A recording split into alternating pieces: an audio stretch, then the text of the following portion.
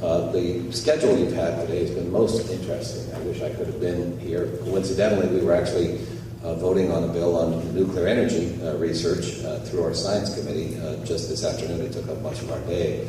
But you're the dedicated ones if you're still here for the plenary on an afternoon, and we're grateful for your interest. I'll just cover a few key topics that seem relevant and maybe informative. First of all, I come at this as much from an economics perspective and a behavioral perspective as I do from a technological perspective. Our Committee of Jurisdiction is the Energy and Environment Subcommittee. We have jurisdiction over Department of Energy research activities as well as NOAA and EPA, and it's part of our Science and Technology Committee. So we have done a number of things on this committee to address energy needs and supply, and I will chat about that in a moment. One of the challenges, greatest challenges facing the globe today, and particularly our country, is the economic downturn and how we get out of that. And I would assert that I think the best and most effective stimulus package we could offer, which would have zero negative impact on the deficit, but a dramatic impact on helping put money back in people's pockets, is conservation.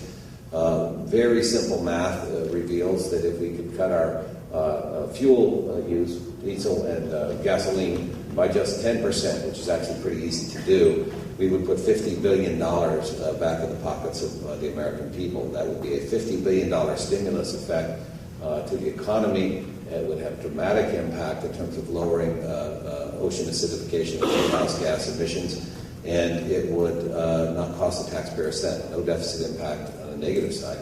And if you lower that simple math based on $3 a gallon gas, roughly, and diesel fuel, not counting price elasticity. So if you cut by 10%, you not only save $50 billion straight away by what we're not spending, but the rest of the gas and diesel fuel is lowered substantially.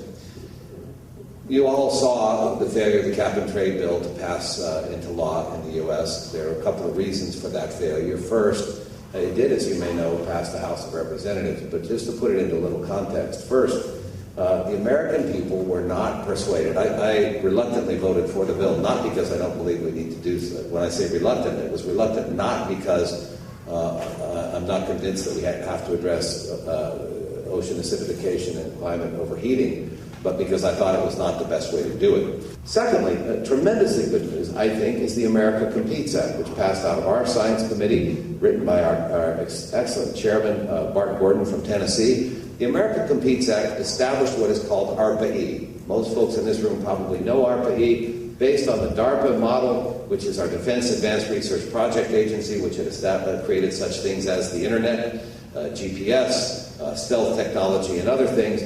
This was designed to be a nimble, fast-moving, innovative effort to fund cutting-edge research across all the spectrums of the energy sector, everything from wind to hydro to biofuels to solar, etc., and beyond. ARPA-E is about. Headed by Arun Majumdar, I think it's probably the single most exciting thing that's happened legislatively on the energy front in a very long time.